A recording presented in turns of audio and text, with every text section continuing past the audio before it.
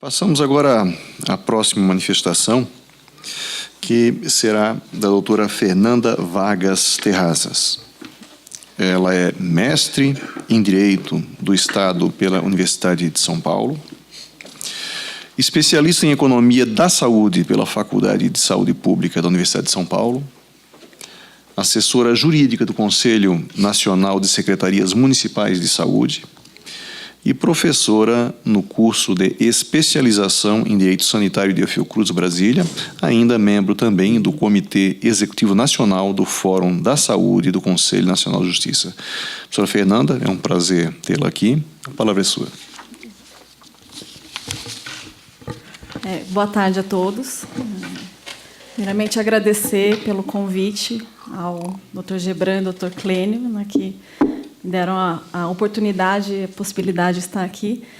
E também o privilégio de poder assistir a aula do Dr. Marco Antônio, que foi brilhante, e a imensa responsabilidade de falar depois dele, Bruno? Ficamos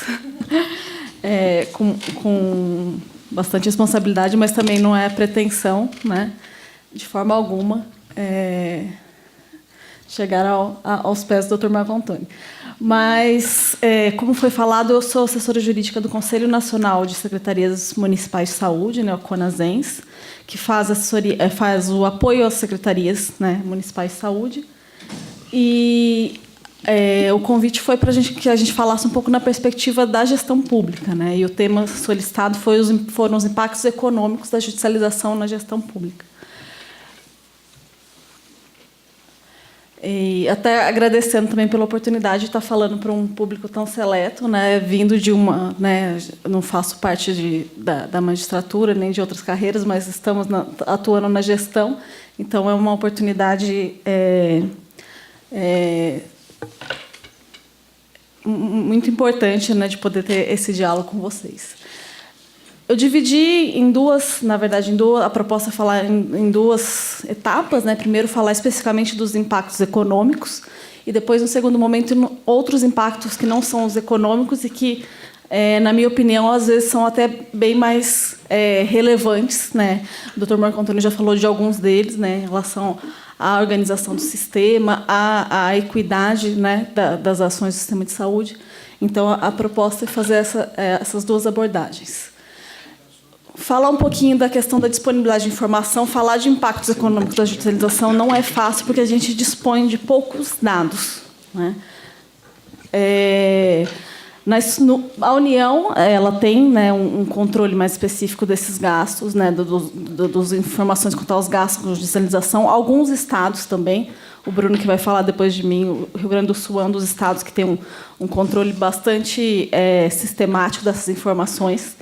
E alguns outros estados, os municípios, que são os entes federativos com os quais eu trabalho, têm muita dificuldade de ter a sistematização desses dados. Então, a gente tem pouca disponibilidade de informações. Então, eu vou trabalhar a partir das informações que eu consegui obter. E aqui, qual a judicialização? Só para falar que é restrito a esses casos relacionados a pedido de fornecimento de medicamentos, procedimentos e produtos, e não a toda a judicialização da saúde, que a gente sabe que vai para outras searas também, como atualmente a gente tem experimentado uma judicialização relativa ao programa Mais Médicos, na permanência de alguns médicos estrangeiros no Brasil, tem tido uma elevada judicialização, entre outras questões que estão sendo judicializadas relativas à saúde, mas o foco é só essa judicialização, que é a que é mais discutida mesmo, relacionado a medicamentos, produtos, procedimentos de saúde, que é a judicialização mais típica e mais conhecida de todos nós. Aqui, informações do Ministério da Saúde, de gastos com a judicialização. Esses dados são desse ano, relativos até o ano de 2016. Então, tem desde 2007 até 2016 os gastos do Ministério. Então, você percebe que é uma ascensão bastante elevada, de 2017 até 2016. Em 2016, contabilizando um total de 1 bilhão e 200 milhões, aproximadamente, de gastos com judicialização.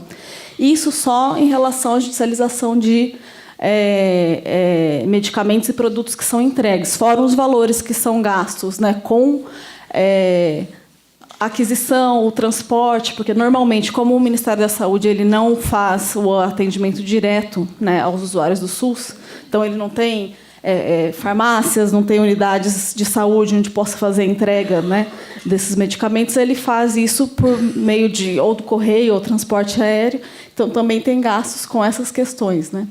E além dos custos com importação, pagamento de seguro e do transporte. E também tem uma parte dos recursos que é gasto via depósito judicial. Então, não é providenciada a compra do medicamento ou do produto, mas é feito um depósito judicial do valor equivalente direto, né, na conta indicada pelo demandante. Então, é bem menor o valor, né, mas em 2016 foram 73 milhões só em depósitos, né, judiciais para compra de medicamentos ou procedimentos de saúde, pelo Ministério da Saúde. Aqui é um gráfico, né, que soma os dois valores e mostra a curva ascendente, né, da judicialização. Acho que isso explica também um pouco demora um pouco da gestão, e sobretudo do Ministério da Saúde, para agir de forma mais estratégica em relação à judicialização. Porque, na verdade, é recente, né? Embora alguns estados e os municípios já enfrentem esse problema há mais tempo, para o Ministério da Saúde isso só começou a ser mais impactante a partir de 2010, que você começa a ter uma curva ascendente desse número de demandas. Então, agora, é recente o incômodo com a judicialização, e isso que motiva, né, a busca por discutir como fazer para a redução ou para como lidar com esse tipo de situação. No âmbito da União, houve um exorbitante crescimento, então, nos gastos públicos para atender as ordens judiciais de fornecimento de medicamentos e produtos, que eram de cerca de 19 milhões em 2017 e foram para mais de 1,3 milhão em 2016. O orçamento hoje da União para a Saúde é de aproximadamente 110 milhões. Então, se você olha percentualmente, né, seria algo em torno de 1% do orçamento da União, né? Então, poderia falar, o impacto do ponto de vista econômico-financeiro não é assim tão considerável. Mas, quando você pensa na quantidade de pessoas atendidas, né, e que os impactos também não são só do ponto de vista do gasto, né, que você tem, mas outras questões que eu vou tratar mais à frente, isso é bastante relevante. E aqui uma planilha, uma tabela que mostra os 10 medicamentos com que se tem mais gasto na judicialização no Ministério da Saúde. Curiosamente ou não, a judicialização no Ministério da Saúde ela é bem concentrada em alguns tipos de produtos, né? Lógico que tem toda uma variabilidade, eles chegam a fornecer até mesmo medicamentos de atenção básica, tudo, mas o grande volume é em medicamentos, né, de altíssimo custo, normalmente para doenças raras, etc., que deve ser um pouco a realidade dos senhores, né, que estão na Justiça Federal. Eu acho que chegam esses produtos mais especializados, né, e é a realidade do Ministério da Saúde, tanto que mais de 90% desse custo, né, desse 1,3 bilhão, foi só com esses 10 medicamentos, que são medicamentos, em geral, para doenças genéticas ou doenças raras. E para atender 995 pacientes. Então, 1 bilhão 138 milhões foram para atender 995 pacientes. Então, uma conta assim aproximada é 1 milhão paciente ano, né, que o Ministério da Saúde tem gasto com o cumprimento dessas determinações judiciais. Então, o impacto percentual, se você só pensa em quanto gasta com o orçamento do Ministério, pode parecer pouco, 1%. Né? Mas, quando você analisa que os 110 bilhões são para 200 milhões de pessoas e esse 1 bilhão, né, eu estou basicamente atendendo 1.000 pessoas, então, acho que tem uma outra dimensão a ser olhada. Então, quase toda a totalidade dos recursos foi despendida para a aquisição de apenas 10 medicamentos e para atender 995 pacientes. Além dos dados da União, a gente tem dados de alguns estados, né? foi um artigo do Clênio que até foi minha fonte para essas informações. O Estado de São Paulo, que é com certeza, né, quase tão judicializado quanto a União, teve, em 2016, segundo dados do secretário de Saúde publicados na Folha de São Paulo, um gasto de 1,2 bilhão com judicialização. E o orçamento, aqui, com fonte no CIOPS, que é o Sistema de Informações de Orçamentos Públicos em Saúde, o total, né, do orçamento de São Paulo para todas as ações de serviços públicos de saúde é da ordem de 23 bilhões. Então, seria algo em torno de 5% do orçamento de São Paulo gastos com a judicialização. Aqui a declaração do secretário, né, que foi falando do quanto se gasta, né, a cifra gasta por São Paulo em 2016 com judicialização. O ministro da Saúde também fez uma estimativa, na verdade, pegando os dados que tem da União, com os dados de alguns estados que têm isso sistematizado. Então, São Paulo, Rio Grande do Sul, Santa Catarina. Mas o que se estima de gastos dos municípios, estima-se um gasto, né, somando as três esferas, os três entes federados, um gasto aproximado de 7 bilhões de reais em judicialização ano, né? Então, somando União, estados e municípios. Mas isso é uma estimativa, porque, como eu falei para vocês, a gente não tem essa informação totalmente sistematizada, não? Então, a partir de estimativas, alguns dados, né, com mais confiabilidade, a partir de registros e de sistemas de informação, e outros a partir da estimativa mesmo. Aqui é o exemplo do estado de Santa Catarina, né? 125 milhões no ano de 2015.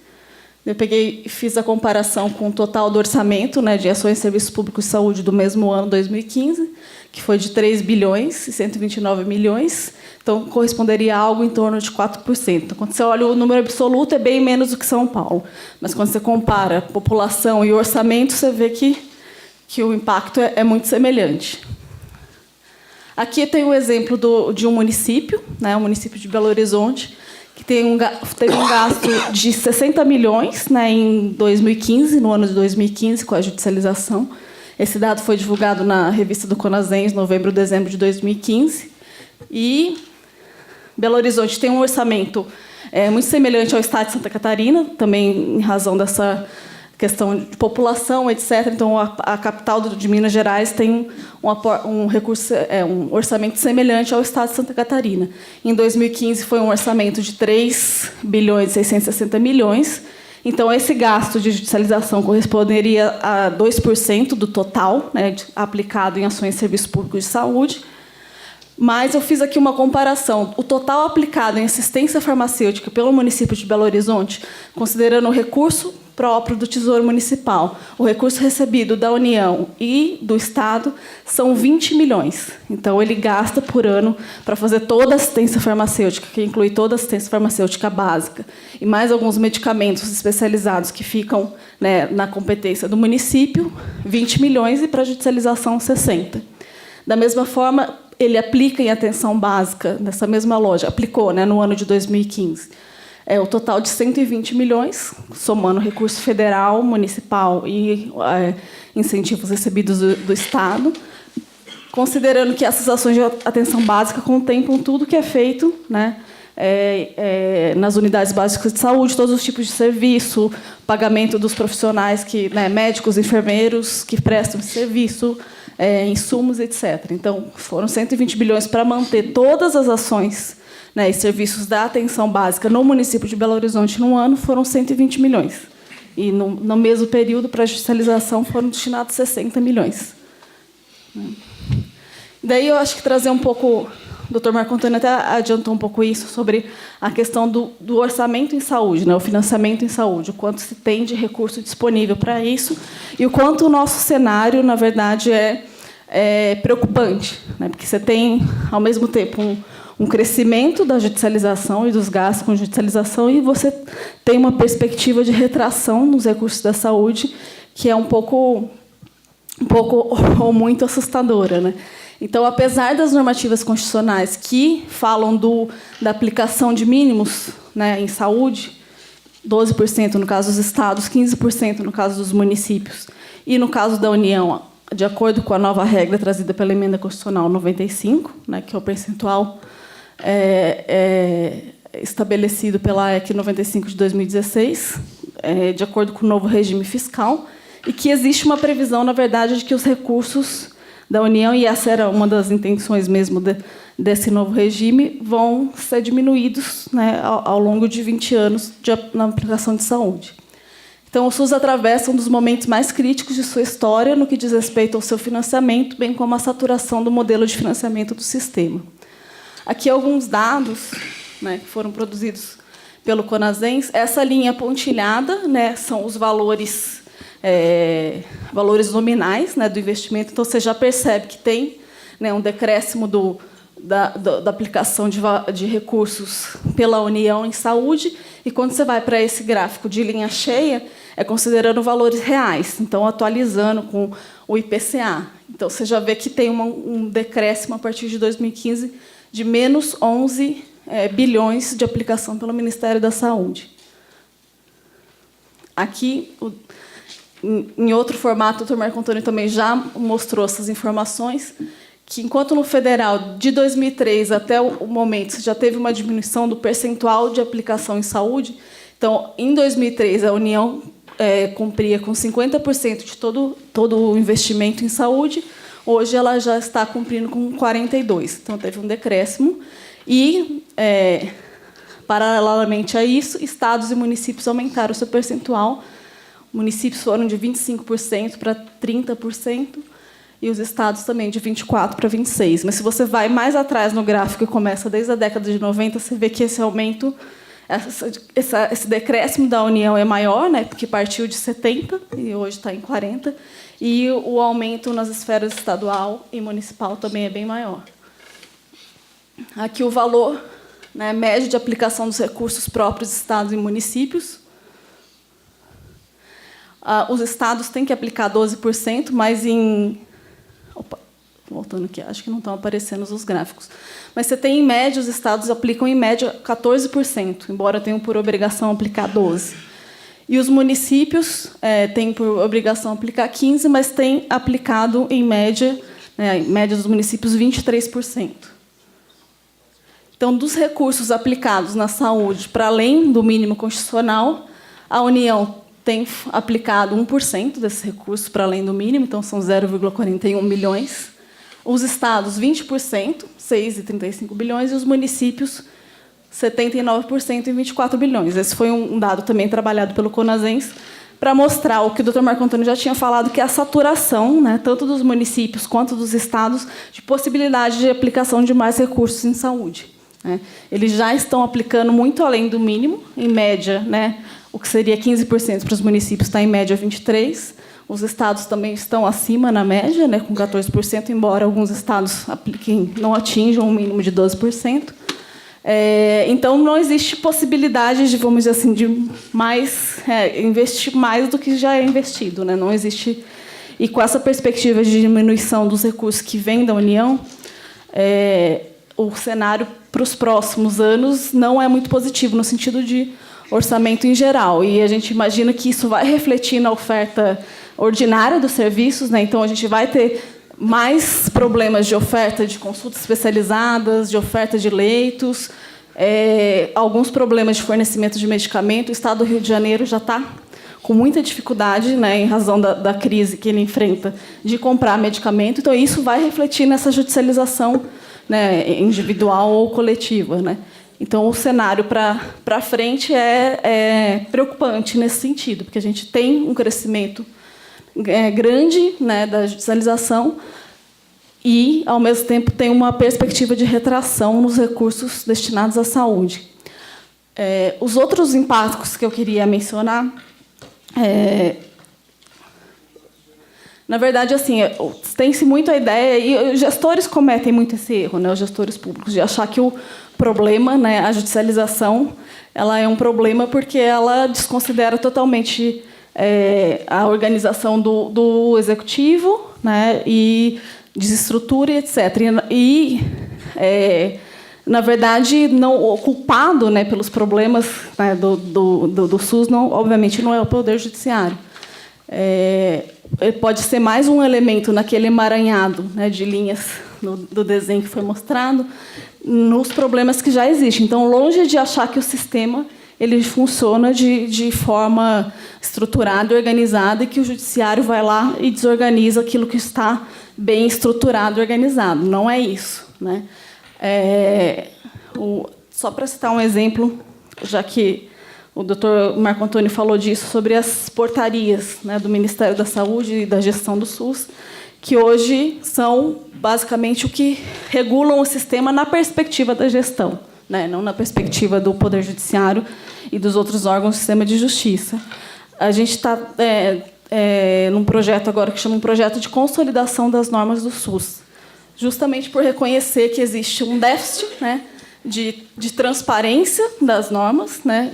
É difícil você localizar e, em razão da quantidade excessiva de normas, é difícil você saber, né, quais são as regras que regem a organização do sistema, né. E foram levantadas, só de portarias do Gabinete do Ministro, 17 mil portarias. Dessas 17 mil portarias, a partir do ano de 1990, né, com a publicação da Lei 8080, dessas 17 mil, só 700, apenas 700, elas eram de conteúdo realmente normativo, ou seja, traziam alguma obrigação, normas, né, de como o sistema funcionar e etc. As outras 16 mil e tantas, elas eram ou autorizavam a transferência de um recurso, habilitavam o município a receber um recurso, autorizavam uma equipe a fazer um transplante, etc., né? Só que dessas 700 portarias consideradas com conteúdo normativo, elas totalizam cerca de 32 mil dispositivos. Então, elas somam 32 mil dispositivos normativos, né, que dão algum comando ou alguma regra para o sistema. É como se a gente juntasse todos os códigos, né, Código Civil, Direito Empresarial, Código Tributário, a gente não chega no mesmo número de dispositivos que tem essas 700 portarias. Então, é claramente algo impossível do próprio sistema lidar, né? A gente não tem como... e quando eu penso na gestão municipal, que é o principal receptor dessas normas, como se o gestor tivesse que, né, andar com vários códigos civis, né, para saber como fazer a gestão ou quais são as regras para se fazer a gestão. Isso é inviável. Fora os problemas de normas que são contraditórias, a questão das revogações que não são, né, explícitas, às vezes, então, tem algumas normas que estão vigorando e não são cumpridas, e o contrário também, algumas normas que já foram revogadas, mas que continuam sendo seguidas pela dificuldade que se tem de conhecer, né, o status dessas normas. Porque é um sistema, exatamente, que se pautou na produção normativa infralegal, né, a partir de portarias. Então, isso faz o sistema muito pouco palatável, né, para quem está de fora. Para quem está dentro também já é difícil, mas para fora ainda mais. Então, essa é uma falha muito grave do sistema. Então, além dele ter dificuldades realmente de cumprir com o seu papel constitucional, ele tem dificuldades em ter clareza de como ele está organizado, qual que é a divisão de responsabilidades. Então, quando eu falo de impacto, né, na organização do sistema e o custo da desorganização, eu acho que isso é um dos principais impactos da judicialização mesmo, para além do aspecto econômico, né, esse aspecto de não considerar a forma como o sistema está organizado, né, que existe uma divisão de responsabilidades, que, como foi colocado aqui anteriormente, um município de 10 mil habitantes, e a gente tem 70% dos municípios brasileiros com menos de 20 mil, né, e 90% com menos de 50 mil habitantes, eles não oferecem, né, a maior parte do serviço. Eles oferecem parte de alguns serviços e outros são oferecidos nas suas referências, né, ou nos polos, né, regionais ou nas capitais. Só que a judicialização desconsidera isso, né? Por isso que eu coloquei a questão da solidariedade. Pela solidariedade, eu posso exigir, né, da forma como é interpretado pelo judiciário, qualquer uma das prestações de qualquer um dos entes. Então, eu posso exigir um tratamento oncológico, que é, né, financiado hoje pelo Ministério da Saúde, de um município. Então, é isso que eu chamo do impacto na organização do sistema, é desconsiderar isso, né, e determinar que um ente que não está preparado, planejado, tanto da perspectiva financeira quanto da perspectiva de organização mesmo, para prestar um determinado serviço ou oferecer, né, uma ação, um tratamento, um medicamento, que ele faça isso. Então, isso gera uma desorganização. E, lógico, fazendo a meia-culpa do sistema, que tem muita dificuldade em ter a clareza nessa definição e a transparência no sentido de que são realmente muitas normas e complexas, né? Um emaranhado, né, de normas que nem sempre é claro nem para quem está dentro do sistema. Ali eu coloquei as pactuações, que é um pouco isso, né? No Paraná é de um jeito, no Rio Grande do Sul é de outro, em Santa Catarina é de outro. Então, cada estado, eu nunca vou poder falar, por exemplo, que todos os municípios têm a mesma regra de oferta de serviços e entrega de produtos, porque vai depender da pactuação em cada estado, e essa pactuação considera a capacidade de cada ente em ofertar aquilo. Municípios pequenos, em geral, fazem ações de atenção básica, né, e ofertam medicamentos da assistência farmacêutica básica, e acaba que isso é complementado ou em outros municípios maiores ou pelo Estado, e a União, em geral, tem mais o papel de financiamento, né, e de cooperação técnica, e não executa diretamente a maioria dos serviços. Então, não dá para a gente... Só que isso é muito variável, né? Então, é provável que as capitais mesmo eu não possa fazer uma comparação, que Curitiba seja diferente de Porto Alegre, que é diferente de Florianópolis, porque isso vai depender de cada realidade de cada estado. Então, não tem como você ter um padrão, e é preciso conhecer, né, a forma como está organizado e essas pactuações. Então, esse é um outro impacto também, é desconsiderar aquilo que é pactuado, reconhecendo também que essa questão das pactuações é bastante complexa, né? Embora tenha previsão na lei de como ela deve ser feita, de como acontece, é bastante difícil, né, para o judiciário, para o sistema de justiça em geral, conhecer, justamente porque tem uma miudeza de detalhes e cada lugar tem a sua especificidade. E, por isso, o papel da gestão, né, nessa questão da judicialização, além, né, acho que dessas discussões que são promovidas e da necessidade de se pensar em mecanismos para ampliar o diálogo e mecanismos de mediação, né, com arranjos sofisticados que possam facilitar, né, e sair da judicialização que há para aquela que deveria existir. Eu acho que tem um papel também da gestão pública, né, de facilitar essa situação, né, de primeiro se organizar, né, porque muita da judicialização tem a ver sim com a desorganização e a falta de oferta de serviços que deveriam ser ofertados, mas também de ter um conjunto de normas mais palatável, né, que possa ser conhecido por quem não está dentro do sistema, porque senão fica inviável mesmo, né? Então, acho que tem um papel muito forte da gestão em melhorar, né, também a questão da judicialização.